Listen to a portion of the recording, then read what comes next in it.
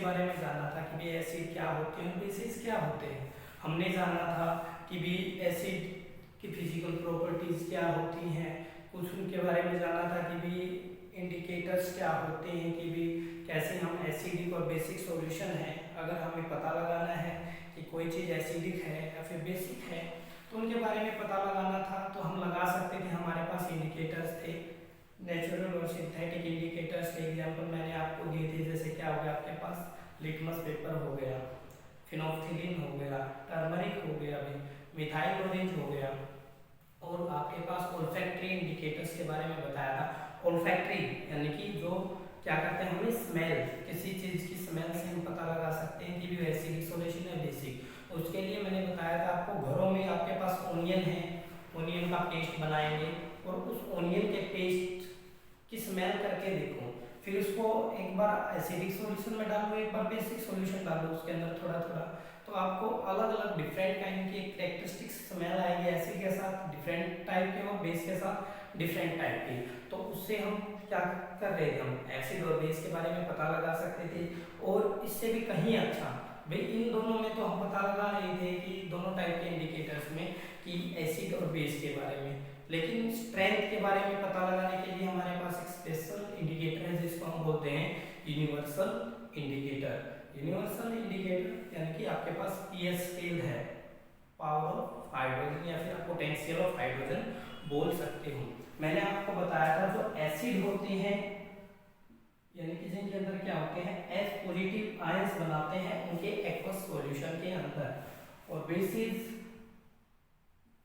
जो OH negative ions बनाते हैं यानी कि हाइड्रोक्सिल आयन बनाते हैं, इसके अंदर भी उनके aqueous solution, aqueous solution mean to say solution with water.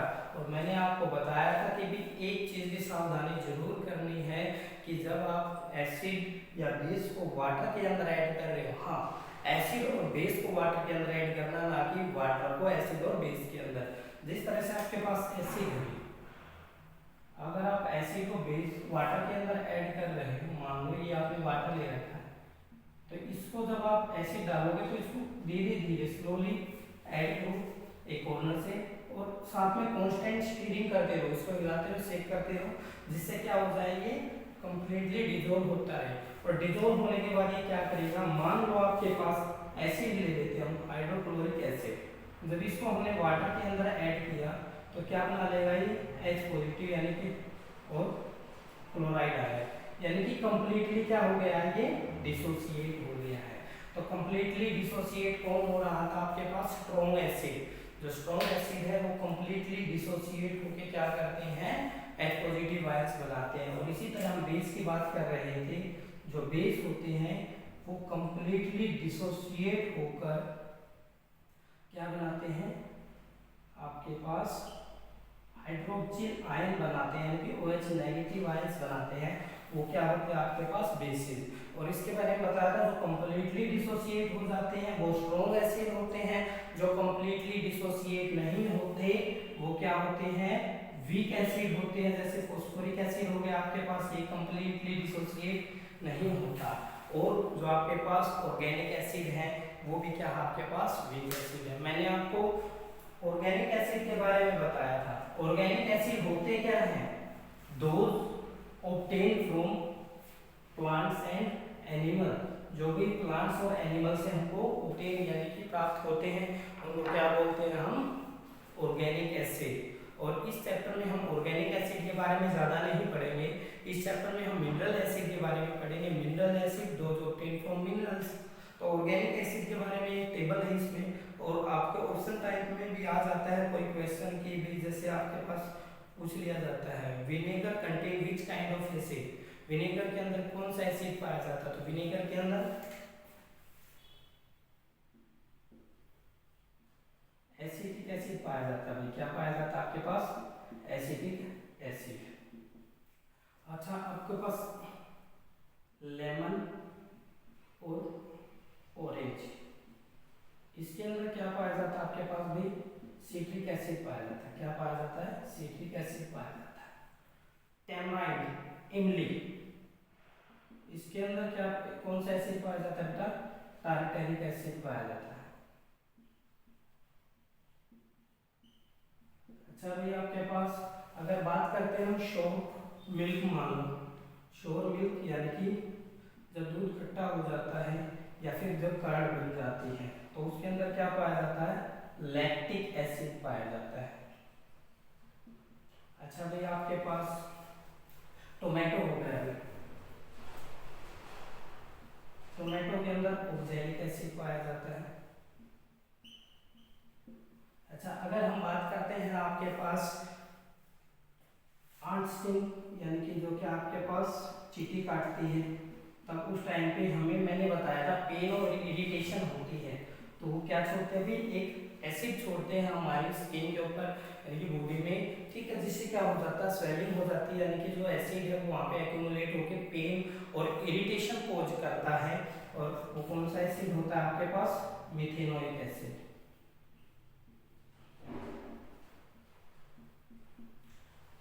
ठीक है भाई, तो ये कुछ आपके पास बेसिक ऑर्गेनिक एसिड थे जिनको आप इस चैप्टर में रीड आउट करेंगे। एक टेबल भी दे रखी है आपको एनसीईआरटी बुक में, इनको नोटबुक में भी नोट डाउन कर लेना है और रिवाइज करना है।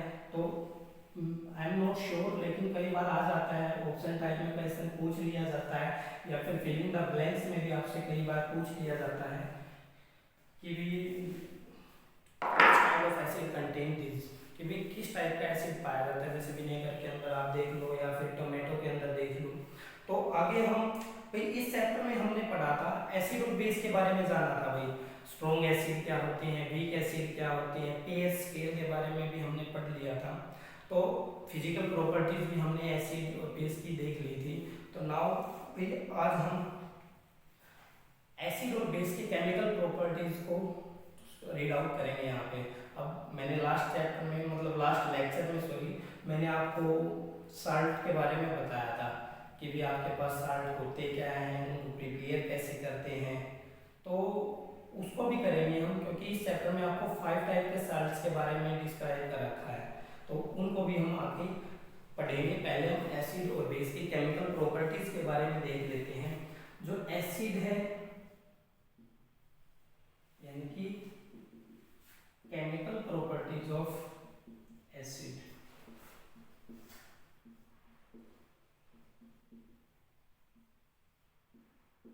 एसिड की केमिकल प्रॉपर्टीज देखेंगे अभी हम। अच्छा जो एसिड होता है जब वो मेटल के साथ रिएक्ट करता है, when acid react with metal, तो क्या फॉर्मेशन होगी, क्या प्रोडक्ट बनेगा आपके पास, साल्ट प्लस हाइड्रोजन गैस। यानी कि एक इक्वेशन ले लेते हैं इसके लिए हम, जैसे आपके पास क्या होगा हाइड्रोक्लोरिक एसिड हो गया, दिस एसिड अगर ये रिएक्ट करता है मेटल के साथ, मान लो मेटल ले लिया हमने जिंक, तो 2HCl ले लिया, तो क्या बना अभी ZnCl2 प्लस में H2, यानी कि आपके पास क्या हुआ हाइड्रोजन गैस प्रिपेयर हुई, प्रोड्यूस हुई है मेटल ऑक्साइड के साथ रिएक्शन, एसिड के विद मेटल ऑक्साइड के साथ रिएक्शन। ये भी जो एसिड है वो जो मेटल ऑक्साइड के साथ रिएक्ट करते हैं तो क्या बनाते हैं वहां पे आपके पास H2SO4, और जब वो किसके साथ रिएक्ट करते हैं भाई, आपके पास मेटल ऑक्साइड के साथ रिएक्ट करते हैं, किसके साथ रिएक्ट करते हैं भाई, आपके पास मेटल ऑक्साइड। तो मेटल ऑक्साइड का नेचर कैसा होता है, मेटल ऑक्साइड क्या होते हैं मोस्टली बेसिक होते हैं नेचर में, कैसे होते हैं भाई, बेसिक होते हैं। जैसे आपके पास मेटल ऑक्साइड आपके पास ले लो जिंक ऑक्साइड, क्या होगा आपके पास जिंक ऑक्साइड, ये मेटल ऑक्साइड के साथ जब ऐसे रिएक्ट करेगा तो क्या बनाएगा भी आपके पास ZnSO4 प्लस में H2O। तो मैंने लास्ट लेक्चर में आपको एक न्यूट्रलाइजेशन रिएक्शन बताया था, न्यूट्रलाइजेशन रिएक्शन इस चैप्टर में साल्ट को प्रिपेयर करने के लिए मोस्ट कॉमन ही है ये न्यूट्रलाइजेशन रिएक्शन। यानी कि ये तो क्या हो गया आपके पास एसिड और ये क्या हो गया मेटल ऑक्साइड, तो मेटल ऑक्साइड को मैंने बताया है, मोस्टली जो मेटल ऑक्साइड होते हैं बेसिक होता है नेचर उनका। तो जो एसिड और बेस को जब हम रिएक्ट करते हैं साल्ट और वाटर बनता है, यही हमने न्यूट्रलाइजेशन रिएक्शन में पढ़ा था। When acid react with base they form salt and water. तो यानी कि जब एसिड ने मेटल ऑक्साइड के साथ रिएक्ट किया तो क्या बना, साल्ट और वाटर बना। तो और भी बहुत सारे रिएक्शंस है आपके पे, जैसे क्या हो गया, आपने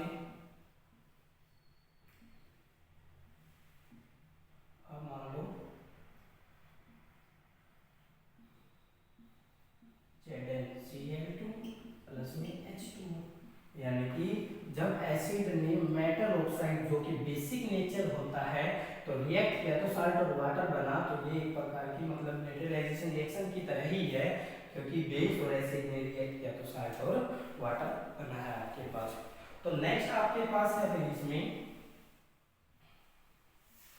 कि जब जो एसिड होता है वो मेटल कार्बोनेट के साथ जब रिएक्ट करता है, मेटल कार्बोनेट के साथ रिएक्ट करता है तो तब क्या होता है। तो भाई आप जब मेटल कार्बोनेट के साथ रिएक्ट करता है तो क्या बनेगा भाई, साल्ट बनेगा और उसमें हाइड्रोजन गैस बनेगी। यानी कि जब आपके पास जो एसिड है वो मेटल कार्बोनेट के साथ रिएक्ट करता है तो साल्ट और हाइड्रोजन गैस बनेगी, नहीं। हर टाइप के रिएक्शन में यही नहीं लिख देना है कि साल्ट और हाइड्रोजन गैस बनेगी, उससे भी हटके कुछ है। ये मैंने इसलिए किया कि आपकी थोड़ी अटेंशन बनी रहे, यहाँ पर रेगुलरली नहीं चलते जाना है तो अटेंशन बना के रखनी है। अब दोबारा ध्यान से देखेंगे कि जब एसिड मेटल कार्बोनेट के साथ रिएक्ट करता है क्या बनता है। तो देखो भी एसिड हो गया आपके पास हाइड्रोक्लोरिक एसिड, मान लो आपके पास क्या हो गया, अभी आपके पास हाइड्रोक्लोरिक एसिड हो गया। तो जब ये मेटल कार्बोनेट के साथ रिएक्ट करता है, मेटल कार्बोनेट हो गया आपके पास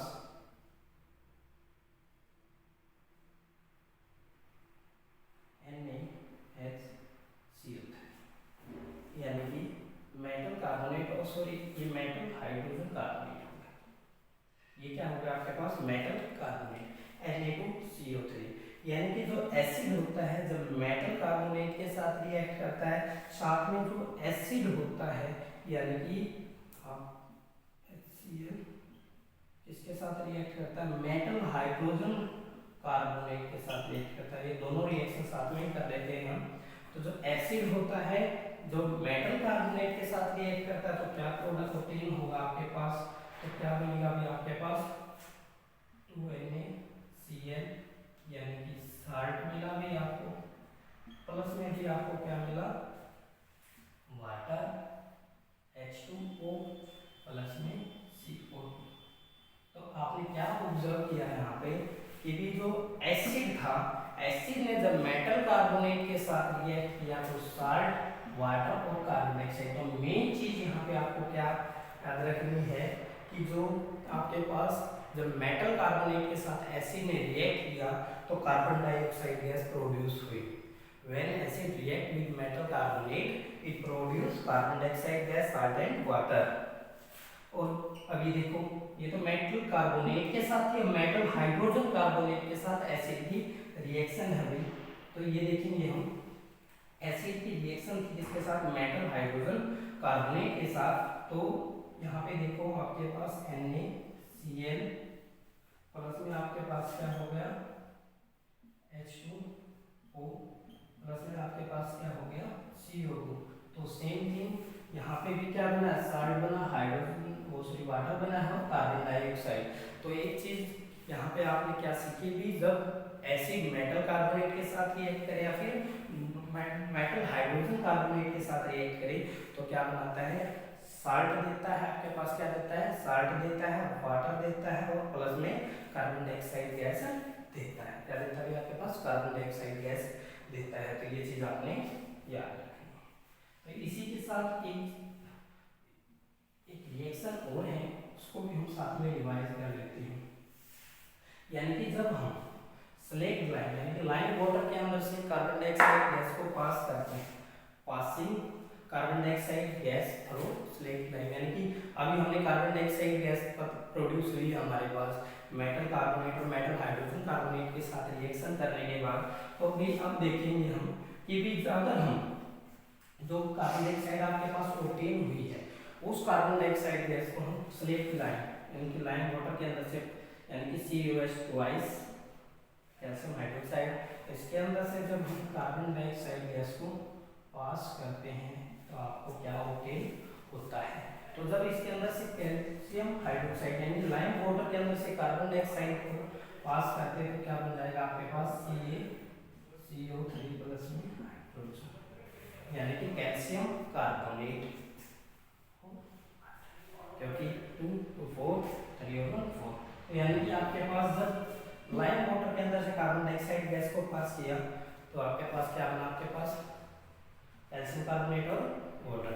तो अब कुछ रिवाइज करो, यानी कि आपके पास जो कैल्शियम कार्बोनेट और हाइड्रोजन, तो दोबारा से इसके अंदर से फिर जो आपके पास प्रोडक्ट ऑब्टेन हुआ है कैल्शियम कार्बोनेट और वाटर, इसके अंदर से फिर से आप क्या करोगे, कार्बन डाइऑक्साइड गैस पास करोगे तो आपको क्या ऑब्टेन होता है।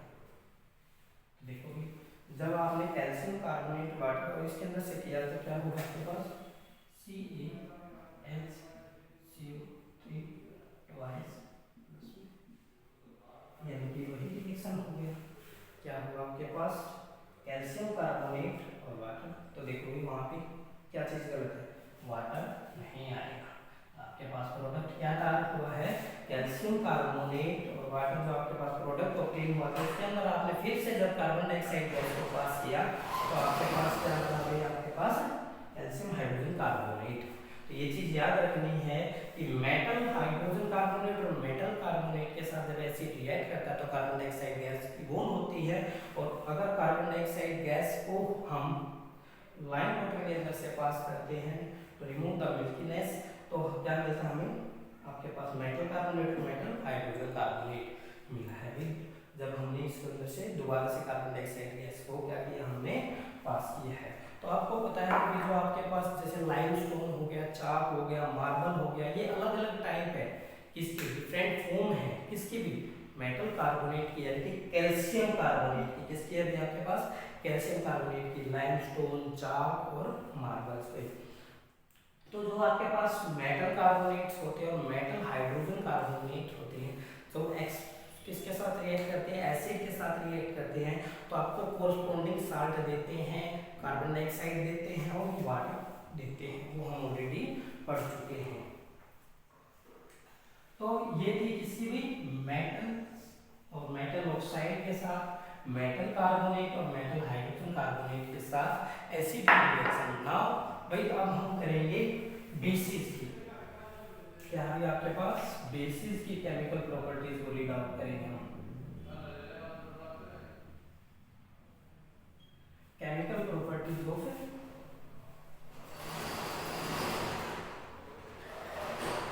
बेसिस की भी, बेसिस की केमिकल प्रॉपर्टीज को स्टडी करेंगे हम। जो बेस होते हैं आप पहले ही पढ़ चुके हो भी, उनके जो एक्वस सॉल्यूशन में जो बेस होते हैं वो OH नेगेटिव आयंस प्रोड्यूस करते हैं, ठीक है। तो अभी हम केमिकल प्रॉपर्टीज पढ़ेंगे बेस की। अभी तक हमने किया एसिड किसके साथ भी, मेटल के साथ रिएक्शन, अब हम करेंगे किसकी, बेस की मेटल्स के साथ। तो वही सेम हो जाएगा, जिस तरह से एसिड मेटल के साथ रिएक्ट करके साल्ट और हाइड्रोजन गैस प्रोड्यूस कर रहा है, इसी तरह बेस जब मेटल के साथ रिएक्शन करेगा तो क्या बनाएगा भाई, वो साल्ट और हाइड्रोजन गैस बनाएगा। तो इस रिएक्शन को हम रिवाइज करते हैं, जिस तरह से आपके पास बेस मान लो सोडियम हाइड्रोक्साइड ले लिया हमने, एक स्ट्रॉन्ग बेस है, बिकॉज ये अपने एक्वस सॉल्यूशन में कंप्लीटली डिसोसिएट हो जाता है Na पॉजिटिव और OH नेगेटिव आयंस में। तो ये आपके पास एक बेस लिया हमने, मेटल के साथ रिएक्ट करवाया हमने, मान लो जिंक के साथ, इसके साथ रिएक्ट कराया अभी हमने, जिंक के साथ रिएक्ट कराया, तो यहाँ पे देखो क्या आपके पास बनता है 2NaOH। तो आपने जब बेस को मेटल के साथ रिएक्ट किया तो क्या बन जाएगा, साल्ट, यानी कि Na2ZnO2 प्लस में हाइड्रोजन गैस, यानी कि sodium zincate is a salt, is a type of salt and produce hydrogen gas. So किसकी तरह है रिएक्शन थी उसमें भी साल्ट और हाइड्रोजन गैस आपको मिली थी। यहाँ पे भी क्या है, जब बेस के मेटल के साथ रिएक्शन करवाएंगे तो आपको क्या मिलेगा, salt and produce hydrogen gas. यहाँ पे आपको क्या हुई है, इवॉल्व हुई है। तो ये चीज़ आपने ध्यान रखनी है कि जब मेटल की रिएक्शन हम बेस के साथ कराते हैं तो क्या मिला आपको, साल्ट एंड हाइड्रोजन गैस वहाँ पे इवॉल्व हुई है। सभी जो बेस है वो रिएक्ट नहीं करते लेकिन कर लेते हैं कुछ। तो मैंने जैसे सोडियम हाइड्रोक्साइड की जिंक के साथ करवा के दिखाई है आपको। नेक्स्ट आपके पास, तो आपके पास है जिस तरह से आप बेस है वो जब इसके साथ एसिड के साथ रिएक्ट करेगा, ये रिएक्शन आपके पास बार बार आ रही है, साल्ट बनाने की प्रोसेस है कि यानी कि जो बेस होता है जब उस एसिड के साथ रिएक्शन कराते हैं तो क्या बनता है, साल्ट और वाटर बनता है। और इस रिएक्शन को हम न्यूट्रलाइजेशन रिएक्शन भी बोलते हैं। फॉर एग्जांपल आपने एसिड ले लिया HCl, बेस ले लिया आपने NaOH, रिएक्शन करवाई तो NaCl प्लस में क्या था आपके पास H2O, यानी कि जब एसिड के मेटल के साथ रिएक्शन कराई तो क्या बना आपके पास, साल्ट और वाटर बना है। ठीक है, तो ये बेस की एसिड के साथ रिएक्शन थी। और इस जैसे आपने एसिड की केमिकल प्रॉपर्टीज पढ़ी है उसमें एसिड की बेस के साथ करके भी आप दिखा सकते हो, तो वो भी क्या आपके पास न्यूट्रलाइजेशन रिएक्शन है। अब करेंगे हम बेस की नॉन मेटेलिक ऑक्साइड के साथ।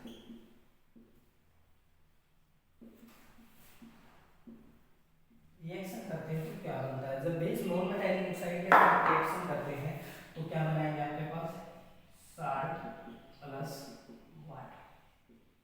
ठीक है भैया, जो बेस होते हैं अब वो नॉन मेटेलिक ऑक्साइड के साथ, अब मैंने आपको एक चीज मैंने बताई थी कि जो मेटेलिक ऑक्साइड होते हैं वो बेसिक होते हैं नेचर में, और जो नॉन मेटेलिक ऑक्साइड होते हैं वो एसिडिक होते हैं नेचर में।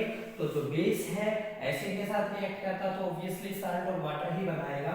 तो बेस ले लो आपके पास क्या है, आपके पास सोडियम हाइड्रोक्साइड प्लस में आप ले लो नॉन मेटेलिक ऑक्साइड जैसे कार्बन डाइऑक्साइड। ठीक है, तो क्या बनाएगा, साल्ट, तो क्या बन गया आपके पास Na2CO3 प्लस में क्या बन गया आपके पास H2। तो क्या बना भी आपके पास, यानी कि जब इसने बेस ने इसके साथ नॉन मेटेलिक ऑक्साइड यानी कि कार्बन डाइऑक्साइड क्या है कि नॉन मेटेलिक ऑक्साइड है, जब इसके साथ रिएक्ट किया तो क्या बना आपके पास, साल्ट और वाटर बना। क्या बना आपके पास, साल्ट और वाटर बना। तो अब आपने बेस की नॉन मेटेलिक ऑक्साइड के साथ रिएक्शन देखी तो उसमें क्या आपको साल्ट और वाटर बनता है। तो इसी के साथ हमारी जो आपके पास एसिड और बेस की केमिकल प्रॉपर्टीज है वो काफ़ी हैं इस चैप्टर में। नेक्स्ट अब हम कुछ जो आपके पास एक टॉपिक है एनसीईआरटी में भी और मतलब वैसे आता भी है, क्वेश्चन आ जाता है इसके ऊपर कि भी what is the importance of pH in our daily life, कि भी जो एसिडिक और बेसिक सॉल्यूशन है या फिर कोई भी चीज़ है तो उसकी जो पीएच है, पीएच रेंज है वो क्या मायने रखती है हमारे लिए। जिस तरह से अगर हम बात कर लेते हैं हमारी नॉर्मल ह्यूमन बॉडी की जो ब्लड होता है उसकी पीएच कितनी होती है आपके पास, 7 to 7.8, 7 to 7.8। तो ये क्या होती है, पीएच रेंज होती है किसकी, ह्यूमन ब्लड की। इससे ज़्यादा होगी तो क्या हो जाएगा, बेसिक होता जाएगा ज़्यादा, अगर कम होएगी तो एसिडिक होएगा, तो वो हमारे लिए हार्मफुल हो सकती है। तो पीएच रेंज ह्यूमन जो ब्लड होता है उसकी 7 to 7.8 अच्छी है काफ़ी। ठीक है, तो भाई आगे हम देखते हैं कि भी what is the importance of pH in our daily life. What is the importance of pH in our daily life, कि जो हमारी डेली लाइफ में पीएच की क्या इम्पोर्टेंस है। देखो भाई सबसे पहले हम बात करते हैं हमारी बॉडी के अंदर भी स्टमक में क्या पाया जाता है, हाइड्रोक्लोरिक एसिड प्रोड्यूस होता है, यानी जो प्रोटीन है उसके डाइजेशन के लिए। ठीक है ना, क्योंकि जो आपके पास जो फूड है कॉम्प्लेक्स फूड हमारे बॉडी के अंदर एंजाइम्स होते हैं उनको एसिडिक मीडियम प्रोवाइड करवाते हैं हम। और एसिडिक मीडियम कौन प्रोवाइड कराता है हमको? जो हाइड्रोक्लोरिक एसिड है। और जो हाइड्रोक्लोरिक एसिड है वो हमारे बॉडी के अंदर जो एंजाइम्स हैं उनको जो प्रोटीन्स वगैरह या फिर कॉम्प्लेक्स फूड को सिंपल फूड में कन्वर्ट करने में मदद करता है। ठीक है भाई, एंजाइम्स को मदद करता है उनको। लेकिन अति हर एक चीज़ की बुरी होती है। आपने सुना है ये चीज़ कि जब हाइड्रोक्लोरिक एसिड की अति हो जाएगी हमारी बॉडी के अंदर तो हमें क्या होगा? एसिडिटी। क्या होगा भाई? एसिडिटी। वो ऐड आती थी ना, काम सिर्फ 6 सेकंड में। ठीक है ना? देखिए तो एसिडिटी आपने पढ़ा है मोस्टली। आज के टाइम तो हम खाना पीना ऐसा खाते ही हैं कि ये तो नॉर्मल प्रॉब्लम्स है, तो उस टाइम पे हम क्या लेते हैं? इनो। क्या लेते हैं भाई? इनो, या फिर मिल्क ऑफ मैग्नीशिया आप कह सकते हो। ठीक है, इनो क्या होता है? नेचर कैसा होता है उसका? बेसिक होता है। कैसा होता है भाई? बेसिक होता है। एसिडिटी हमें हो गई है, मेन टू से एसिड की अमाउंट हमारे स्टमक में बढ़ गई है, तो हमने क्या किया? बेस को ऐड किया। और जब बेस और एसिड रिएक्ट करेंगे तो क्या हो जाता है? साल्ट ऑफ वाटर बनता है। और ये क्या है? न्यूट्रलाइजेशन, यानी कि हमारी जो एसिडिटी थी वो क्या हो गई? बेस के साथ रिएक्ट करने के बाद न्यूट्रल हो गई है, यानी कि जो पेन है, इरिटेशन है, वो क्या हो गया? खत्म हो गया है। तो उसके लिए आप मार्केट में जैसे एसिलो टैबलेट आती है, ठीक है, तो वो क्या होती है? यानी कि बेसिक होता है नेचर और एसिड के साथ रिएक्ट करके जो कि हमारे स्टमक में इरिटेशन प्रोकोज कर रहा है, तो क्या करते हैं? वो न्यूट्रलाइज कर देते हैं, उसको न्यूट्रल कर देते हैं, जिससे क्या हो जाती है? हमें इरिटेशन वो खत्म हो जाती है। तो ये तो क्या हो गई हमारे पास कि जब हमें एसिडिटी हो जाती है। तो नॉर्मली हम देखो भाई सभी को भी हमारे जो बड़े बोलते हैं कि भी हमें मतलब टूथब्रश करना चाहिए। Mean to say early in the morning when we got up, तो वो तो सबसे पहले काम हमें भाई टूथब्रश तो करना ही चाहिए। और भाई रात को खाना खाने के बाद after dinner we should go for toothbrush. भाई हमें टूथब्रश करने के लिए जाना चाहिए उसमें, क्योंकि क्या होगा? What is the reason behind this? भाई आप सोचोगे खाना खाया है, खाना खा के सोना है। भाई आप तो खाना खा के सो जाओगे, लेकिन जो छोटे छोटे माइक्रो ऑर्गेनिज्म हमारे माउथ के अंदर प्रेजेंट होते हैं वो किसको? हमारे दांतों को खराब करने का काम करेंगे। कैसे करेंगे भी वो देखेंगे। देखो एक टूथ है, एक कवरिंग होती है, एडिशनल कवरिंग इनेमल, जो हमें प्रोटेक्ट करती है हमारे टीथ को, हार्ड कवरिंग। ठीक है, तो उसको वैसे तो मतलब कोई हानि नहीं पहुंचेगी, लेकिन भाई जो माइक्रो ऑर्गेनिज्म है वो तो भाई जब हम बोलते हैं ना आबेल मुझे मार, तो वही चीज है कि अगर हम खाना खाने के बाद इन नाइट टाइम यानी कि डिनर के बाद, ये नहीं है कि ब्रेकफास्ट किया देन गो टू टूथब्रश, फिर भाई हमने लंच किया, फिर नहीं, आफ्टर डिनर। क्योंकि डिनर करने के बाद आपको भी ऑब्वियसली सी बात है कुछ टाइम पढ़ोगे, ठीक है, टीवी भी देखोगे, म्यूजिक सुनोगे, देन गो टू बेड, सोने के लिए जाओगे। जब आप सो रहे हो उस टाइम पे आप नहीं वाटर ड्रिंक करोगे ना ही कुछ। दिन में तो आप नॉर्मली जैसे पानी पीते हो या कुछ भी करते हो, तो उससे तो मतलब जो माइक्रो ऑर्गेनिज्म है तो अफेक्ट नहीं कर पाएंगे। यानी कि माइक्रो ऑर्गेनिज्म कैसे अफेक्ट करेंगे? मैं बार बार बोल रहा हूँ माइक्रो ऑर्गेनिज्म कैसे अफेक्ट करेंगे? जैसे हमारे जो दांत हैं, लेकिन दांतों के बीच में जो दुलाई है वहाँ पे फूड मतलब रह जाता है। हम मतलब कुरला भी जैसे हम देसी भाषा में ही आपको कुरला करके देखा होगा, तो वही चीज़ हम किस लिए करते हैं? ताकि भाई एक प्रकार से टूथब्रश ही हुआ है, लेकिन टूथब्रश जाना जरूरी है। ये नहीं कि खाली उससे ही काम चल जाएगा। आपने कि खाना खाने के बाद पानी लिया, मुँह में कुरला कर लिया तो उससे काम चल जाएगा, नहीं। तो आपको क्या करना है? टूथब्रश जरूर करनी है। तो अभी बताते हैं माइक्रो ऑर्गेनिज्म किस तरह से अफेक्ट करते हैं। तो देखो भी जो इनके बीच में खाना बच जाता है तो माइक्रो ऑर्गेनिज्म उस फूड को डिकम्पोज करेंगे।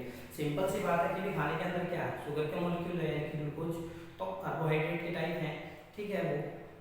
वो शुगर है जो यानी कि जो खाने के पार्टिकल हैं मुंह में रह जाएंगे, तो उसके ऊपर माइक्रो ऑर्गेनिज्म फीडअप करेंगे, यानी कि उनको डिकम्पोज करेंगे। और उनको डिकम्पोज करने के बाद क्या करेंगे? एसिड भी प्रोड्यूस होगा, जिससे क्या हो जाएगा? हमारे जो मुंह की पीएच है, माउथ की पीएच है नॉर्मली 5.5 से ऊपर ही होती है। इससे नीचे होने के बाद तो नुकसान होएगा, टोटली क्या हो जाएगा? यानी कि अगर बिलो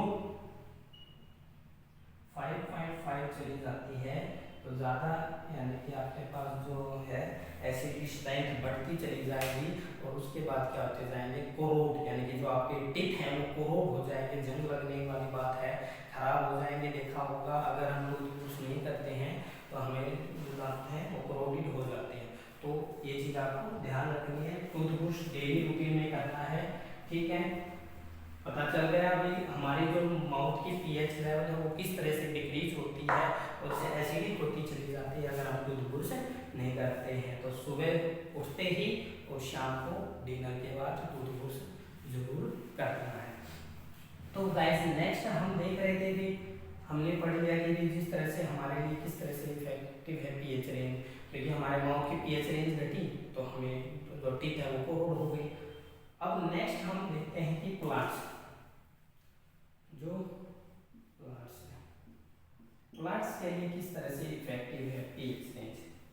अगर सोयल है, सोयल की पीएच ज़्यादा कम हो जाती है तो क्या हो जाएगी, एसिडिक। अगर ज़्यादा हो जाती है तो क्या हो जाती है, बेसिक। तो अलग अलग प्लांट्स हैं, अलग अलग पीएच रेंज पे ग्रो करते हैं। तो पीएच रेंज किस तरह से इफेक्ट होती है वो आप देखोगे भी। जैसे आपने सुना होगा ताजमहल के बारे में कि भी तो ताजमहल की शाइनिंग है वो डिक्रीज होती जा रही है day to day, but now this time कि उस पर कंट्रोल किया जा रहा है। किस तरह से कंट्रोल किया जा रहा है भाई, वहाँ पे जो मतलब ताजमहल की नियर इलेक्ट्रिसिटी रनिंग व्हीकल, यानी कि जो ऑटो रिक्शा होगी जैसे इलेक्ट्रिसिटी से चलने वाले या फिर जो व्हीकल्स हैं वहाँ पे जो सीएनजी से चलने वाले व्हीकल यूज होते हैं उधर। क्योंकि जो हम पेट्रोल और डीजल यूज कर मतलब पेट्रोल और डीजल से चलने वाली गाड़ियाँ यूज कर रहे थे तो उससे क्या हो रहा था, अभी आपके पास अनबर्न्ड कार्बन पार्टिकल्स निकल रहे थे, मैनी पॉइजनस गैसेज निकल रही थी जैसे सल्फरस डाइऑक्साइड हो गया। तो ये बहुत सारी गैसेज जो क्या हो रही थी, ऊपर जा रही है अभी, ऊपर का स्काई में, वहां जाने के बाद करती क्या है, आपके पास अब बादल आए, पानी आए, यानी कि जो आपके पास बारिश होती है किससे होती है, क्लाउड से होती है। तो क्लाउड के अंदर क्या वाटर ड्रॉपलेट्स हैं, जब वाटर की ड्रॉपलेट्स नीचे आएंगे और उनको अलग अलग जैसे क्या सल्फर डाइऑक्साइड होगी, नाइट्रस ऑक्साइड होगी, भाई अभी आपको अलग अलग टाइप की गैसेज हैं वहाँ पे, जब वो वाटर के साथ रिएक्ट करती है तो क्या बनाएंगी, एसिड फॉर्मेशन करेंगी। जैसे आपके पास नाइट्रस ऑक्साइड हुई, NO2 हो गई, नाइट्रस डाइऑक्साइड हो गया, तो क्या करेंगे, नाइट्रिक एसिड बनाएंगे। क्या बनाएगी, नाइट्रिक एसिड, सल्फ्यूरिक एसिड। तो ये अलग अलग टाइप के एसिड बनेंगे। कब, जो रेन वाटर है यानी कि वाटर है उसका फॉर्मूला वाटर का क्या है, H2O। तो वाटर किसके साथ रिएक्ट करेगा, nitrous oxide, nitrous dioxide, sulphur dioxide, sulphur monoxide, इन सब के साथ रिएक्ट करेगा तो क्या करेगा वो, वहाँ पे सल्फ्यूरिक एसिड और नाइट्रिक एसिड बनाएगा, जो कि क्या कर देगा, जो रेन वाटर है उसकी पीएच रेंज को क्या कर देगा, डिक्रीज कर देगा, मेन टू से उसको एसिडिक बना देगा। क्या कर देगा, एसिडिक बना देगा। और यही बात मैंने ताजमहल वाले केस में कही थी कि जो उसकी मार्बल की शाइनिंग है वो डिक्रीज होती जा रही है ड्यू टू एसिड रेन। इसकी वजह से भी, एसिड रेन की वजह से। एसिड रेन क्या होता है, when pH range of rain water decreases and become more acidic, then we can say that is acid rain। तो जो एसिड रेन, ताजमहल की जो आपके पास चमक थी वो डिक्रीज क्यों हो रही है भाई, क्योंकि भाई मैंने ज़्यादा अच्छा ताजमहल इसीलिए नहीं बनाया है, कहीं साजा वाली बात है वो है ना कि हैंड्स ना कट कर दिया जाए, तो मैंने नॉर्मल बनाया है। ज़्यादा अच्छा बनाएंगे तो भाई वो बाद में काफ़ी टाइम याद आ जाती है कि भी एक बार टीचर्स ने बोला भी बहुत ही अच्छी हैंड राइटिंग लिखनी है, कि भी वो याद आ जाती है यार, ताजमहल को जिन मजदूरों ने बनाया था, लेबर्स ने बनाया था, उनके हाथ काट दिए गए थे, क्योंकि भाई उन्होंने उसको इतना अच्छा बनाया था, वो नहीं चाहते थे कि भी इसको दोबारा से कोई बना पाए, तो इसलिए वो मजदूरों के हाथ कटवा दिए थे। तो इसी तरह से मैंने भी ये थोड़ा सा डल बनाया, जो कि भाई वैसे कोई जोश नहीं है इसको बनाने की, मैं इसको समझाने के लिए बना रहा हूँ। जब ऐसी ट्रेन होगी तो इसके ऊपर गिरेगी तो मार्बल को क्या करेगी, वो अफेक्ट करेगी, क्या करेगी, मार्बल को अफेक्ट करेगी। इसीलिए वहाँ पे सीएनजी रनिंग व्हीकल्स और इलेक्ट्रिसिटी रनिंग व्हीकल्स ही चलते हैं उसके नियर, ताजमहल के नियर। तो देखो इससे एसिड रेन से ये भी इफेक्ट हो रहा था, जब ये इफेक्ट हो रहा है तो भाई प्लांट्स तो ऑब्वियसली होंगे।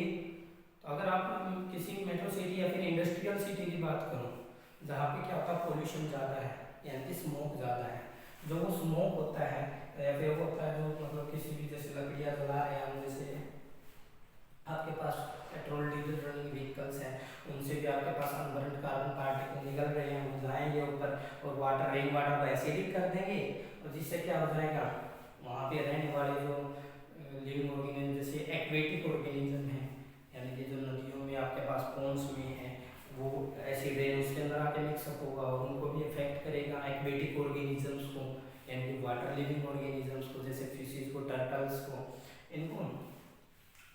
तो इसी तरह जो प्लांट्स हैं उनको भी वो अफेक्ट करेंगे। तो मैंने आपको बताया था कि जो प्लांट्स हैं अलग अलग एक कैरेक्टरिस्टिक्स मतलब स्पेसिफिक पीएच रेंज में ग्रो करते हैं। अगर ज़्यादा पीएच लो हो जाएगी सोयल की तो क्या हो जाएगा एसिडिक हो जाएगा, अगर ज़्यादा हो गई है पीएच रेंज तो क्या हो जाएगा बेसिक हो जाएगा।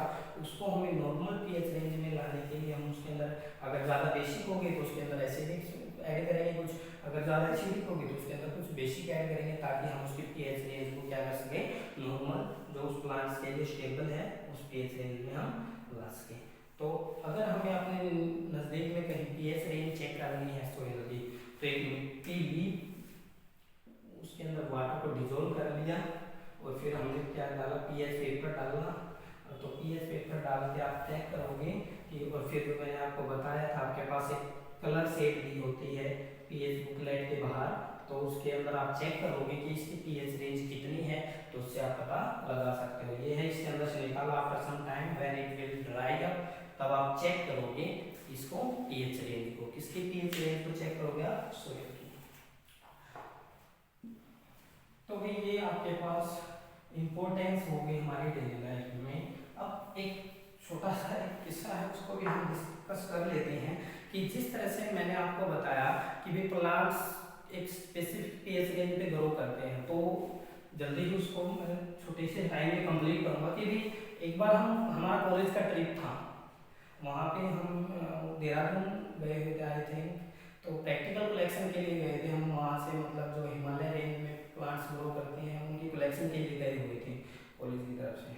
तो वहाँ पे प्लांट्स एक बच्चे को क्या हुआ कि भी हाथ पे मतलब जब प्लांट्स को कलेक्ट कर रहा था लीव्स वगैरह तो उसको हाथ पे वो लग गया, तो इरिटेशन हुई उसको, क्या हुई भी इरिटेशन हुई और वो प्लांट कौन था भी नीटल प्लांट था।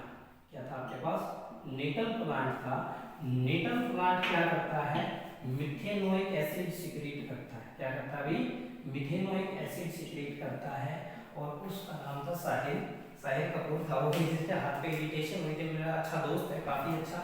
तो वही जब उसको हाथ पे इरिटेशन हुई तो वो वही डर गया, पता नहीं मेरे को क्या हुआ कुछ काट तो नहीं लिया है। तो जो हमारे साथ हमारे टीचर्स गए हुए थे तो उन्होंने पूछा भी व्हाट हैपन, तो उसने बताया सर मेरे को ऐसा लग रहा है कि मेरे को यहाँ पे किसी ने काट लिया है, कि वो डर गया था कहीं किसी मतलब ऐसे कीट पतंग या कीड़े ने ना काट लिया हो जो ज़्यादा इफेक्टिव हो। तो सर ने बताया no you don't need to worry, क्योंकि जो नीटल प्लांट होता है उसके साथ ही मतलब ये ऑब्वियसली सी बात है कि भी बोलते हैं ना कि भी कोई चीज़ हमारे साथ बुरी हो जाती है कि भी जब भगवान जी ने या हमें किसी ने मतलब भगवान जी ने हमें जब ये रास्ता मतलब ऐसी प्रॉब्लम दी तो इसका रास्ता जरूर निकलेगा। तो इसके साथ ही वही बात यहाँ पे हम एप्लीकेबल होगी कि भी नीटल प्लांट के पास ये डोग प्लांट होता है, क्या होता है ये डोग प्लांट होता है। अगर डोग प्लांट की आप पत्तियों को जहाँ पे आपको इरिटेशन हुई है, जहाँ पे आपको क्या हुई है इरिटेशन हुई है, उनको वहाँ पे रब करोगे, मान लो आपको यहाँ लगी है यहाँ जहाँ पे भी लगी है, जो नीटल प्लांट है उसने क्या किया उसके अंदर से कांटे से होते हैं वो आपके बॉडी में क्या कर देंगे मतलब आपकी स्किन पे मिथेनोइक एसिड सिक्रीट कर देंगे जिससे आपको इरिटेशन होगी। तो उसके लिए डोग प्लांट क्या करेगा हमें बेसिक नेचर में, तो बेसिक और जो एसिड जब रिएक्ट करेंगे तो क्या हो जाएगा न्यूट्रलाइज हो जाएगा, तो वो इरिटेशन खत्म हो जाएगी। वो काफ़ी हंसी की बात थी उस टाइम पे, तो भाई हमें मतलब पता लगने के बाद वही चीज़ मजाक बन गई थी। हम साहिल को बोल रहे थे कहीं यार तेरे को नीटल प्लांट के बजाय कुछ और होता तो काफ़ी इफेक्टिव होता, मतलब बहुत ही अच्छी इंटरेस्टिंग बात थी वो जानने के लिए कि भी साथ में भी प्लांट्स भी क्या करते हैं, अपनी प्रोटेक्शन करते हैं। ठीक है, तो पीएच रेंज का हमने इंपॉर्टेंस देख लिया। अब हम साल्ट के बारे में जिक्र करेंगे। साल्ट साल्ट के बारे में हमने पढ़ा है, ठीक है ना। तो साल्ट इस चैप्टर में साल्ट प्रिपेयर करने के लिए एक सिंपल के बाद हमने देखी है न्यूट्रलाइजेशन रिएक्शन। क्या भाई? न्यूट्रलाइजेशन रिएक्शन, यानी कि when acid and base react with each other they form salt and water. तो साल्ट को प्रिपेयर करने के भी बहुत सारे तरीके हैं, लेकिन यहाँ पे हम इस चैप्टर में न्यूट्रलाइजेशन रिएक्शन ही पढ़ते हैं। तो यहाँ पे हम साल्ट के बारे में देख लेते हैं। साल्ट का नेचर भाई, साल्ट का नेचर, जो एसिड और बेस रिएक्ट करोगे तो साल्ट वाटर बनता है। तो जो साल्ट होता है इसका नेचर एसिडिक भी हो सकता है, बेसिक भी हो सकता है और न्यूट्रल भी हो सकता है। ये वैसे हम कर चुके हैं लास्ट लेक्चर में, एक बार फिर से रिवाइज करा देते हैं क्योंकि साल्ट का टॉपिक हमने दोबारा से उठाया है। तो एसिडिक साल्ट यानी कि अगर आप स्ट्रॉन्ग एसिड को वीक बेस के साथ यानी कि वीक बेस के साथ रिएक्ट कराते हो तो क्या बनेगा आपके पास? जो साल्ट बना है वो वाटर बना है, यानी कि आपने एसिड और बेस को रिएक्ट किया। लेकिन बात क्या है यहाँ पे? Strong acid hydrochloric acid plus आपने वीक बेस मैग्नीशियम हाइड्रोक्साइड, इनको रिएक्ट कराया तो MgCl2 प्लस में आपके पास क्या हो गया? H2O। ठीक है, तो ये जो साल्ट है आपके पास ये क्या है? एसिडिक नेचर इसका। कैसा है ये? एसिडिक नेचर वाला साल्ट है। एसिडिक नेचर कैसे बना? यानी स्ट्रॉन्ग एसिड को वीक बेस के साथ। अब बात करते हैं बेसिक नेचर वाले साल्ट के लिए। तो यहाँ पे हम क्या करते हैं? अपोजिट कर देते हैं। यहाँ पे हम वीक बेस ले लेंगे यानी कि माइल्ड सॉरी वीक एसिड ले लेंगे हम, यानी कि माइल्ड एसिड प्लस में स्ट्रॉन्ग बेस ले लेते हैं हम। तो जो साल्ट और वाटर बनेगा तो उसके लिए क्या बनेगा आपके पास? जो साल्ट है उसका नेचर कैसा है? वो बेसिक है।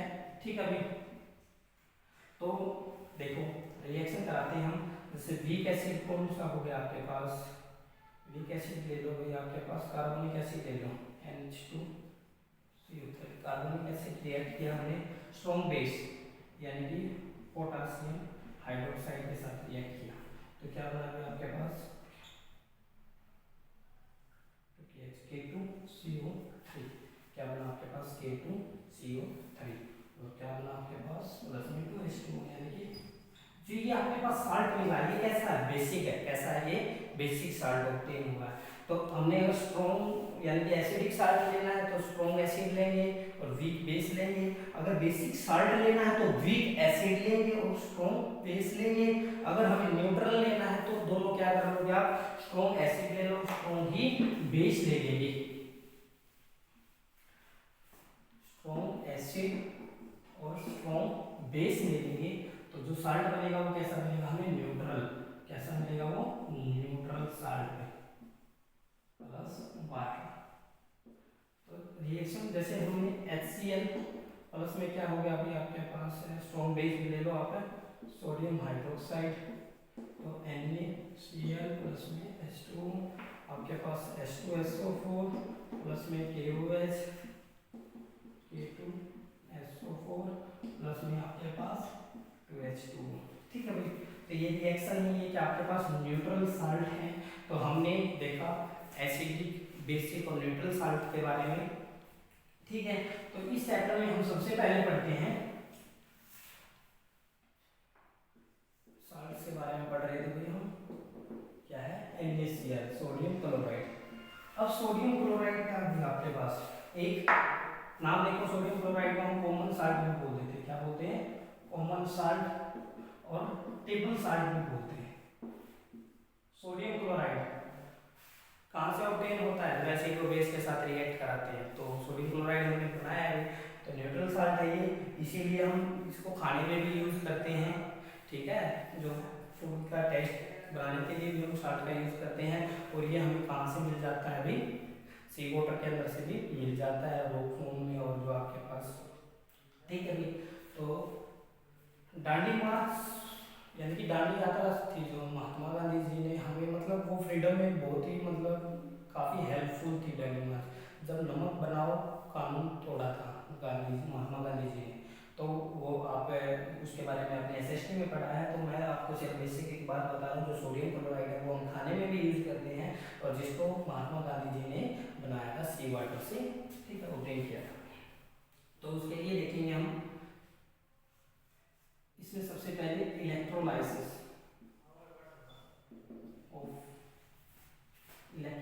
करो NaCl सॉल्यूशन।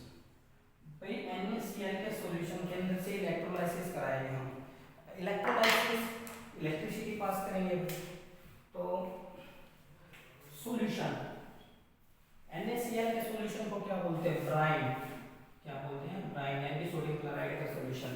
ये भी आपके पास क्या था, एक बीकर ले लिया, इसके अंदर आपने ब्राइन सॉल्यूशन ले लिया, यानी कि सोडियम क्लोराइड का सॉल्यूशन ले लिया भाई, ठीक है। उसके अंदर आपने ये दो इलेक्ट्रोड डाले, तो यहाँ, ठीक है, ये भी आपके पास एनोड और ये भी आपके पास कैथोड, ये एनोड और ये कैथोड हो गया भाई आपके पास, ठीक है। ये टर्मिनल हो गए ऊपर बैठे हुए भाई। यहाँ पे आपने NaCl के सॉल्यूशन डाले, तो अब इनके अंदर से इलेक्ट्रिसिटी पास होगी, तो क्या हो जाएगा? यहाँ पे देखो भाई, इधर क्या है एनायन और इधर क्या है कैटायन। इधर तो क्या है आपके पास Na पॉजिटिव और इधर क्या है आपके पास Cl नेगेटिव। तो जो Cl नेगेटिव था यहाँ मूव करेगा, क्योंकि नेगेटिव पॉजिटिव की तरफ भागेगा। तो Cl आयन जब किसके पास आया, इसके पास आया, तो उसने क्या किया, इसको क्या किया, क्लोरीन ने इलेक्ट्रॉन दे दी। क्या कर दी? इलेक्ट्रॉन दे दी, ठीक है। तो पॉजिटिव यानी कि anode oxidation lose of electron, तो क्लोरीन ने इलेक्ट्रॉन दिया, तो इलेक्ट्रॉन लेके क्या कर दिया उसने? Cl2 क्लोरीन मॉलिक्यूल बना दिया और सोडियम हाइड्रोक्साइड। तो सोडियम हाइड्रोक्साइड क्या है? अल्कली है। क्या भाई? अल्कली है, और ये क्या है? क्लोरीन। तो इस प्रोसेस को हम क्या बोल सकते हैं? क्लोर अल्कली प्रोसेस। क्या बोलेंगे भाई हम? क्लोर अल्कली प्रोसेस।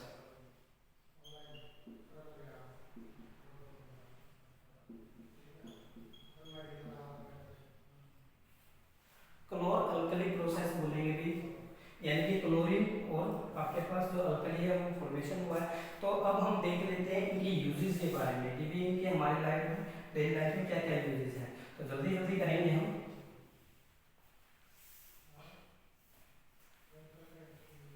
सबसे पहले हम क्लोरीन का यूज देखें, हाइड्रोजन का यूज देख लेते हैं। किसका? हाइड्रोजन का, H2। हाइड्रोजन क्या है आपके पास? काफ़ी इन्फ्लेमेबल है, बर्स्टिंग है, इसलिए हम इसको डोमेस्टिक पर्पज के रूप में, तो फ्यूल का रूप में यूज़ नहीं कर सकते।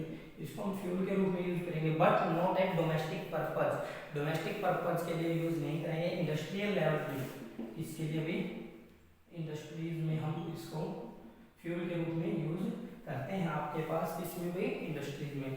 नेक्स्ट भी अमोनिया फॉर्मेशन के लिए, किसके लिए? अमोनिया, यानी कि N2 + H2 क्या हो गया आपके पास? NH3 हो गया, 2NH3 2H2 3H2, ठीक है भाई। तो ये अमोनिया फॉर्मेशन के लिए भी हाइड्रोजन, जो हमें क्लोर अल्कली प्रोसेस से हाइड्रोजन ऑब्टेन हुई, उसको तो अमोनिया बनाने के लिए यूज कर सकते हैं हम भाई। फ्यूल के रूप में भी आप उसको यूज कर सकते हो। तो ये हाइड्रोजन का यूज हो गया भाई। नेक्स्ट हम यूज देखेंगे भी क्लोरीन का, इसका भी क्लोरीन का यूज देखेंगे। क्लोरीन का यूज देखो भाई, मैं हॉस्पिटल में जाते हैं हम कभी किसी पर्पज के लिए, जैसे मैं तो गया हूँ, तो मैंने एक नोटिस की है, I think I went to Rohtak PGI, then I drink water there, और उस वाटर का जो टेस्ट था वो थोड़ा डिफरेंट था, थोड़ा गया काफ़ी डिफरेंट था, क्योंकि उसके अंदर क्या कर रखा था, क्लोरीनेशन कर रखी थी उस वाटर में, क्लोरीन को ऐड कर रखा था। क्योंकि जो क्लोरीन है वो किसके लिए? क्लोरीन पॉइजनस है, तो पॉइजन जब हमारे लिए पॉइजनस, तो भाई बैक्टीरिया माइक्रो ऑर्गेनिज्म के लिए तो पॉइजनस है ही। तो वो क्लोरीन क्या करते हैं हम? जर्म्स को किल करने के लिए, for killing germs, killing germs in water. Water के अंदर जर्म्स को किल करने के लिए भी हम क्या करते हैं? क्लोरीन का यूज करते हैं। किसके लिए? जर्म्स को किल करने के लिए।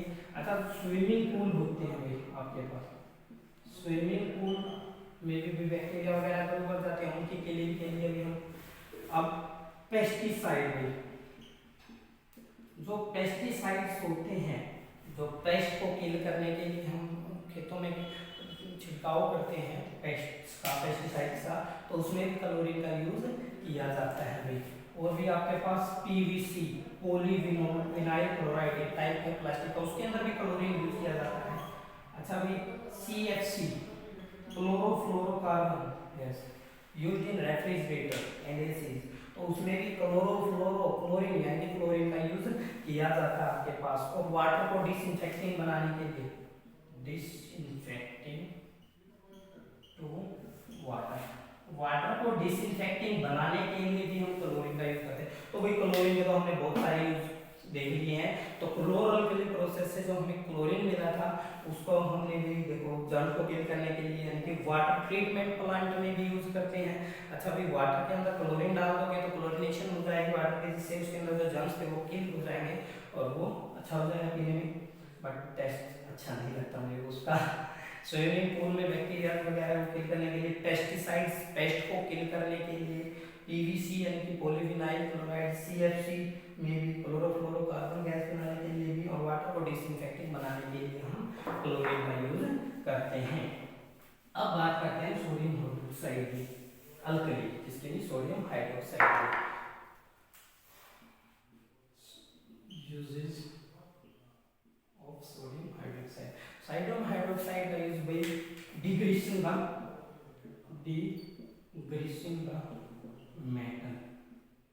मेटल को डिग्रीस करने के लिए, मेटल ऑयली ग्रीस लग जाता है जब मेटल को, उसको डिग्रीस करने के लिए, उसको हटाने के लिए भी हम सोडियम हाइड्रोक्साइड यानी कि इस अल्कली का यूज करते हैं। ठीक है, अभी आपके पास आर्टिफिशियल फाइबर बनाने के लिए, आर्टिफिशियल फाइबर बनाने के लिए भी इसका यूज किया जाता है आपके पास। अच्छा भाई, आपके पास सोप और डिटर्जेंट बनाने के लिए भी, सोप एंड डिटर्जेंट बनाने के लिए भी, क्योंकि अल्कली है तो वाटर के अंदर तो अच्छा सोल्यूबल है ही, तो सोप और डिटर्जेंट बनाने के लिए भी इसका यूज किया जाता है। तो भी हमने देखा कि भी जो हमने क्लोर अल्कली प्रोसेस से यानी कि क्लोरीन और जो आपके पास अल्कली और हाइड्रोजन गैस थी उसके हम डेली लाइफ में क्या क्या यूज होते हैं। और क्लोर अल्कली प्रोसेस के लिए हम क्या करेंगे, इलेक्ट्रोलाइसिस कराते हैं ब्राइन की, यानी कि जो सोडियम क्लोराइड का सॉल्यूशन है उसके अंदर से हमें जो जो मिला भी, क्लोरीन मिला, हाइड्रोजन मिला और जो आपके पास अल्कली मिला है, उसके हमारी डेली लाइफ में मतलब वैसे नॉर्मली हमारे लिए क्या क्या यूज है वो हमने अभी देखा। तो नेक्स्ट भाई हम देखेंगे, ये तो हमारे पास कुछ यूज है ही क्लोर अल्कली प्रोसेस से। तो जैसे H2 के यूज पढ़े होंगे, Cl2 और सोडियम हाइड्रोक्साइड। अगर जो हमारे पास ये प्रोडक्ट मिले हैं इससे बना के इस तरह से हमने H2Cl2 से क्या बना लिया, HCl बना लिया नॉर्मली भी हमने। ठीक है, जो HCl यानी कि हाइड्रोजन और क्लोरीन में रिएक्ट किया तो हाइड्रोक्लोरिक एसिड, जो हाइड्रोक्लोरिक एसिड है उसका यूज क्या करेंगे हम भाई, जो स्टील है, ठीक है ना, जो स्टील है, स्टील उसकी क्लीनिंग के लिए भी आप हाइड्रोक्लोरिक एसिड इसका सॉल्यूशन का यूज करते हो। आप अमोनियम क्लोराइड भी बना सकते हो, आप NH4Cl अमोनियम क्लोराइड भी बना सकते हो भाई। मेडिसिन्स में भी आप मेडिसिन्स बनाने के लिए भी, और आपके पास जो कॉस्मेटिक आइटम्स हैं उनके लिए भी आप इनका यूज करते हो। तो ये काफी यूज है, यानी कि क्लोर अल्कली प्रोसेस हमारे लिए कितनी हेल्पफुल है मैं ये बताना चाह रहा हूँ। हमने इनके सेपरेट यूज देख लिया, इनको मिलाने से भी हम क्या क्या ऑब्टेन कर सकते हैं, जो यूजफुल प्रोडक्ट्स हैं उनके बारे में देखा हमने। तो अब जब अगर इनको मिला देंगे सोडियम हाइड्रोक्साइड और Cl2 को, तो आपके पास ब्लीच भी मिलेगी। ब्लीच इसके लिए नॉर्मली क्लीनिंग एक्शन के लिए यूज होती है, ठीक है ना, यानी कि डोमेस्टिक ब्लीच होती है आपके पास। ठीक है, तो ये क्लोर अल्कली प्रोसेस थी। आगे हम नेक्स्ट साल्ट हमारे पास, जो नेक्स्ट साल है आपके पास बेकिंग पाउडर, यहाँ पे आपके पास बेकिंग पाउडर।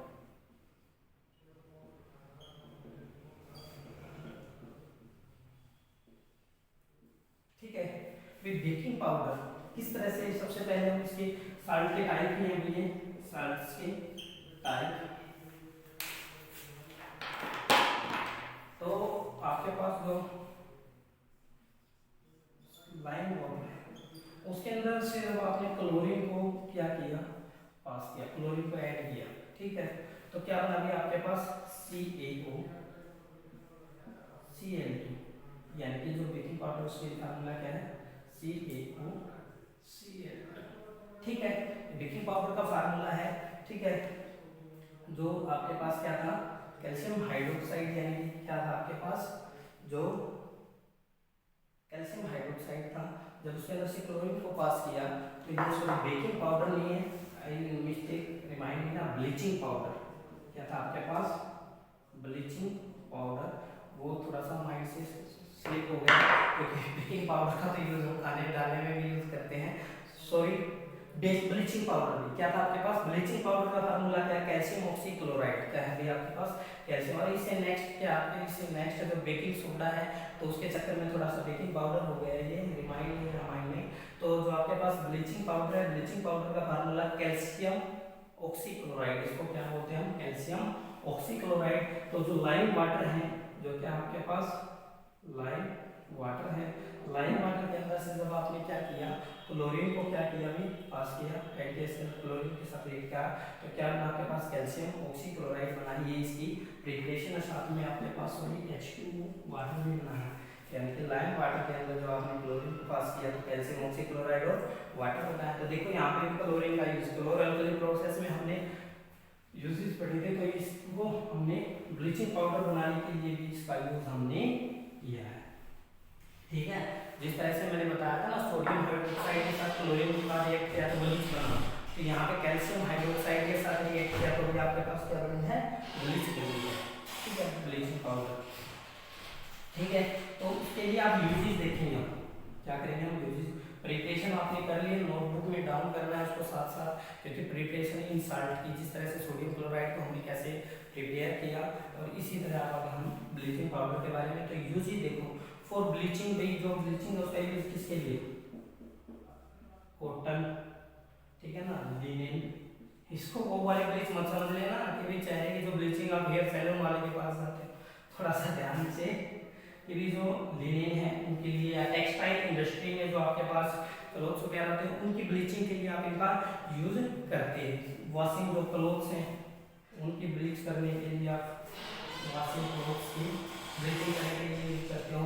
अच्छा भाई फॉर्मूला देखो, calcium oxychloride oxygen free agent है, तो इसका यूज हम ऑक्सीडाइजिंग, तो ये क्या है गुड ऑक्सीडाइजिंग एजेंट भी है, क्या है गुड ऑक्सीडाइजिंग एजेंट भी है, तो इसको हम ऑक्सीडाइजिंग एजेंट के रूप में भी यूज करते हैं। और साथ के साथ भी ये चीज आप पहले ही पढ़ चुके हो, ऑक्सीजन प्रेजेंट है तो ऑक्सीडाइजिंग एजेंट, और क्लोरीन का पहले भी पढ़ चुके हो, क्लोरीन इसके लिए जर्म्स को किल करने के लिए यूज किया जाता है, तो kill the germs, use to kill the germs, germs को किल करने के लिए भी आप इसका यूज कर सकते हो। तो ये क्या है आपके पास ब्लीचिंग पाउडर के यूजेस थे। नेक्स्ट आपके पास क्या, आपके पास बेकिंग सोडा, क्या है बेकिंग सोडा, इसी की वजह से लास्ट टॉपिक में मिस्टेक हो गई थी थोड़ी। बेकिंग सोडा में, बेकिंग सोडे का फार्मूला आपके पास सोडियम बाइकार्बोनेट, क्या है आपके पास sodium bicarbonate NaCO3, sodium bicarbonate है। तो इसके प्रिपरेशन देखेंगे हम, प्रिपरेशन में जो आपके पास सोडियम क्लोराइड है प्लस H2O वाटर ऐड होंगे प्लस क्लोरीन, प्लस में भी आपके पास CO2, क्या है आपके पास CO2, सोडियम क्लोराइड वाटर को सॉरी NH3 अमोनिया, भाई सोडियम क्लोराइड वाटर अमोनिया और कार्बन डाइऑक्साइड इनको मिलाए तो आपके पास क्या बनता है, ये सोडियम बाइकार्बोनेट आपके पास मिलेगा। साथ ही साथ अमोनियम क्लोराइड भी बनेगा NH4Cl प्लस में NaHCO3, जो कि आपके पास क्या है बेकिंग सोडा, क्या है आपके पास बेकिंग सोडा। तो प्रिपरेशन दोबारा करेंगे, sodium chloride plus water plus ammonia plus carbon dioxide gas, तो क्या बना अमोनियम क्लोराइड, और आपके पास क्या बना सोडियम बाइकार्बोनेट, यानी जो आपके पास क्या है बेकिंग सोडा है वो आपके पास बना है। तो भाई ये तो इसका प्रिपरेशन हो गया, ये कैसे हम बेकिंग सोडा बनाते हैं। अब आगे हम इसके यूजेस के बारे में पढ़ेंगे कि इसको हम यूज कहाँ पे करते हैं। जैसे क्या हो गया अभी आपके पास एंटासिड के रूप में भी इसको यूज करते हैं, किसके रूप में भी एंटासिड के रूप में, किसके रूप में भी एंटासिड के रूप में भी इसको यूज करते हैं, क्योंकि एक बेसिक साल्ट है इसीलिए इसको क्या ये बेसिक साल्ट है इसीलिए हम इसको किसके रूप में यूज करते हैं एंटासिड। एंटासिड तो समझते ही होंगे, एसिडिटी जब हम हो जाती है एसिड के एरिया इसको यूज करते हैं। साथ ही साथ एक चीज देखनी है, कार्बन डाइऑक्साइड का यूज हुआ है तो इसके लिए हम ये सोडा फायर एक्सटिंग्विशर के रूप में भी यूज कर सकते हैं, इसको आग बुझाने के लिए भी यूज कर सकते हैं, ठीक है। और किसके लिए, बेकिंग, ठीक है, कार्बन डाइऑक्साइड का फायर एक्सटिंग्विशर के रूप में भी यूज हो सकता है। अगर हमें इससे बेकिंग पाउडर तैयार करना है, क्या करना भी अपने बेकिंग पाउडर, तो क्या करेंगे आप, जो बेकिंग सोडा है, क्या आपके पास बेकिंग सोडा है, उसके अंदर आप साथ में क्या ऐड कर लोगे, उस बेकिंग सोडे के अंदर आप कोई भी, जैसे जो माइल्ड एसिड है, एडिबल एसिड, यानी कि जो माइल्ड एडिबल एसिड है उसको ऐड कर लोगे, यानी कि जैसे टार्ट्रिक एसिड ऐड कर दिया अभी, तो उससे ये आपके पास क्या हो जाएगा, बेकिंग पाउडर भी तैयार हो जाएगा। और बेकिंग पाउडर का यूज किसके लिए करते हैं, हम वही पकौड़े बनाने के लिए, पकौड़ों को क्रिस्पी बनाने के लिए हम इसका यूज करते हैं। आया कि नहीं आया समझ में? अच्छा, केक्स वगैरह बनाने के लिए भी आप, जैसे केक है, डोसा है, उसको बनाने के लिए भी आप यूज करते हो। मान लो जैसे आप, ये हो गया, जब 10 मिनट इसको मिलाओगे तो जब हीट करोगे नीचे से, तो इसके अंदर से कार्बन डाइऑक्साइड गैस निकलेगी। हीट करने पर जो कार्बन डाइऑक्साइड गैस है आपके पास, वो क्या करेगी, तो इसको पोर्स, यानी कि बाहर निकलने के लिए पोर्स चाहिए, तो क्या करेगी, पोर्स बना देगी, जिससे क्या होता है, केक होते हैं, ब्रेड होते हैं, स्पंजी हो जाते हैं, क्या हो जाते हैं, स्पंजी हो जाते हैं। तो केक, डोसा, इडली, इन सबको बनाने के लिए भी हम इसका यूज करते हैं। आया कि नहीं आया समझ में? प्रिपरेशन हो गए, इसके यूजेस हो गए। तो अब नेक्स्ट आपके पास ब्लीचिंग पाउडर हो गया, अभी बेकिंग सोडा हो गया, सोडियम क्लोराइड हो गया अभी आपके पास। अब हम बात करते हैं वॉशिंग सोडे की। आपके पास वॉशिंग सोडा, धावन सोडा, फार्मूला Na2CO3.10H2, ठीक है भाई, Na2CO3.10H2।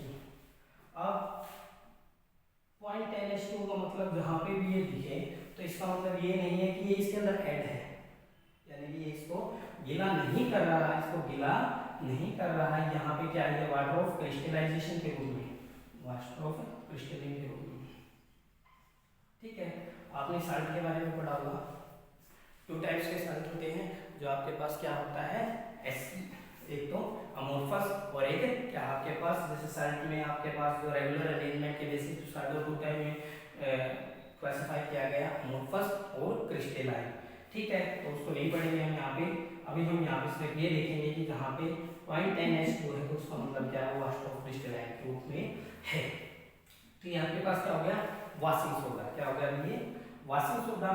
अब इसकी जो आपके पास प्रिपरेशन है वो कैसे करेंगे हम, Na2CO3, इसको ओपन मोशन में रख देंगे, तो ये क्या होता है, Na2CO3.10H2, यानी कि वाटर ऑफ क्रिस्टलाइन के रूप में यहाँ पे ये है, ठीक है भाई। यहाँ पे ये चीज याद रखनी है, जहाँ पे पॉइंट लगा के H2 लगा दिया तो ये देख लेना, वो वाटर ऑफ क्रिस्टलाइन के रूप में है।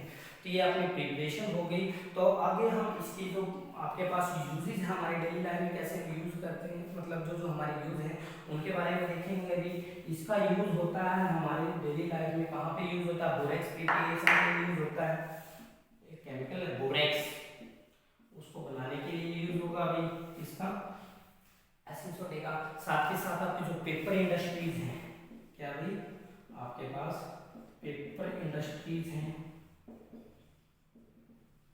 या फिर ग्लास इंडस्ट्रीज हैं, या फिर जो आपके पास कोई, ये आपके पास पेपर इंडस्ट्रीज में, ग्लास इंडस्ट्रीज में भी इसका यूज होता है, बोरेक्स बनाने के लिए यूज होता है। और एक इसकी जो मेन यूज है इसका, वो removing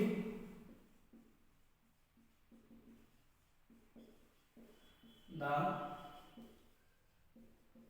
permanent hardness of water, यानी कि जो हार्ड वाटर है भाई, हार्ड वाटर की जो आपके पास हार्ड वाटर की हार्डनेस उसको रिमूव करने के लिए भी आप इसका वॉशिंग सोडे का यूज करते हो। ठीक है, तो ये आपके पास इसके यूजेस हो गए। नेक्स्ट आपके पास नेक्स्ट और लास्ट जो बचता है वो है पीओपी। सुना है प्लास्टर ऑफ पेरिस, क्या है भाई? POP, plaster of Paris. Plaster of Paris के लिए फार्मूला है CaSO4 0.12H2O, CaSO4 0.12H2O। तो इसकी प्रिपरेशन देखेंगे हम। इसकी प्रिपरेशन के लिए देखो, जो आपके पास CaSO4 है, जब इस CaSO4 और सॉरी ये मॉलिक्यूल आपके पास कैल्शियम सल्फेट 0.2H2O, जब इस कैल्शियम सल्फेट 0.2H2O को जब आपने हीट किया, क्या किया? हीट। डेल्टा किसका सिंबल है? हीट का। तो आपके पास क्या हो जाएगा? CaSO4 और ये भाई सॉरी ये क्या है? जिप्सम। क्या है? जिप्सम। तो जब आपने इसको कितने टेम्परेचर पे हीट किया? 100 डिग्री सेल्सियस पे। किस पे भी? 100 डिग्री सेल्सियस पे आपने हीट किया, तो calcium sulphate hemihydrate plus half water molecule अलग रहेगा। क्या करोगे? हेमीहाइड्रेट, कैल्शियम सल्फेट हेमीहाइड्रेट ये आपके पास मिला। ठीक है, और ये क्या आपके पास? POP, plaster of Paris. तो भाई यहाँ पे ये है कि जैसे 2 लगाएंगे तो नहीं अच्छा स्टेबल, तो उसके लिए बता देता हूँ। जैसे क्या होगा? CaSO4 के 2 मॉलिक्यूल्स हो गए और वो क्या है आपके पास? एक वाटर के मॉलिक्यूल के साथ जुड़े, तो हाफ हाफ इनकी बाटे में आ गया, तो 2 नहीं लगाएंगे यानी कि इसीलिए मैंने यहाँ पे इसको क्या मेंशन किया है आपके पास? कैल्शियम सल्फेट 0.12H2 यानी कि कैल्शियम सल्फेट हेमीहाइड्रेट, हेमीहाइड्रेट। तो भाई ये चीज देखो भाई, हमने जिप्सम को हीट किया 100 डिग्री सेल्सियस पे, यानी कि जिप्सम को हीट किया 100 डिग्री सेल्सियस पे, तो ये आपके पास क्या बना? कैल्शियम सल्फेट हेमीहाइड्रेट बना। और इसके जो यूजेस हैं हमारे पास, जिप्सम का क्या क्या यूज है, प्रिपरेशन की नोटबुक में लिखनी है कि किस तरह से हमने जिप्सम से पीओपी प्रिपेयर किया है। तो इसके जो यूजेस हैं, सिंपल से यूज है टॉयज। घरों में देखा होगा ना, चौक से मतलब वो रखे होते हैं, टॉयज होते हैं, उनको बनाने के लिए, स्टैचू बनाने के लिए। ठीक है, जो स्टैचू होते हैं ना, जैसे मंदिरों में हो गया या फिर कहीं भी बिल्डिंगों में स्टैचू बनाने के लिए जो यूज होते हैं वो भी पीओपी। सबसे मोस्ट कॉमन ये भी, बच्चे जब गिरते हैं या फिर कोई भी किसी में कोई गिर जाता है या कोई एक्सीडेंट हो जाता है, कोई फ्रैक्चर हो जाता है, तो उसके लिए भी क्या करते हैं हम? पीओपी यानी कि प्लास्टर ऑफ पेरिस का यूज करते हैं, क्योंकि ये हार्ड हो जाता है जब ये कॉन्टैक्ट आता है, सीमेंट लाइक प्रॉपर्टीज आ जाती है जब इसके अंदर, जब ये वाटर के कॉन्टैक्ट में आता है। ठीक है, तो वो हार्ड हो जाएगा, तो जो फ्रैक्चर है उसके लिए हम यूज करते हैं, टॉयज बनाने के लिए यूज करते हैं, अभी आपके पास स्टैचूज बनाने के लिए यूज करते हैं।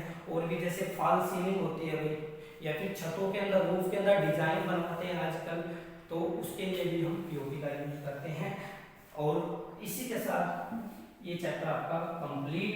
यहाँ पे आपने एसिड और बेस के बारे में जाना, फिर ये फिजिकल और केमिकल प्रॉपर्टीज देखी, साथ में आपने साल्ट्स के बारे में जाना। आई होप सभी को समझ में आया होगा। बीच में अगर आपको किसी को कोई डाउट है, कोई एरर है, तो वो कमेंट बॉक्स में उन एरर्स के बारे में आप डिस्कस कर सकते हो, कोई प्रॉब्लम तो आप पूछ सकते हो। आशीर्वाद अकेडमी सराना यूट्यूब चैनल को सब्सक्राइब करें। Thank you for watching.